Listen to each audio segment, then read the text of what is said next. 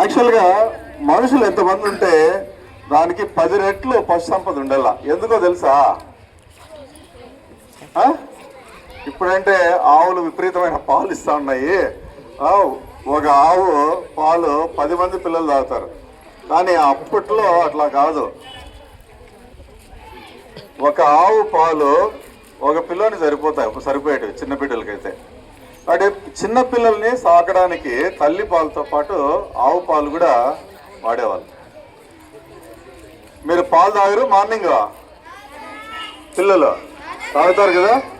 So చిన్న పిల్లల నుంచి దాదాపు ఒక వయసు వచ్చేంత వరకు, అంటే 15 ఇయర్స్ వరకు బాగా పెరిగే వయసు కాబట్టి ఎముకలు గట్టిపడతాయి.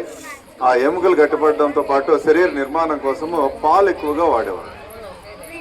అట్లా ఆ రాజ్యంలో పశు సంపద ఎక్కువగా ఉండేది. పక్క రాజ్యం వాళ్ళు అతని మీదకి యుద్ధానికి వస్తే ఆ సైన్యం తక్కువగా ఉంటే ఈ పశువులు తిరగబడి పశువులు కొమ్ములతో యుద్ధం చేసి ఆ శత్రు సైన్యాన్ని ఓడించినాయి. అందువల్ల అప్పటి నుంచి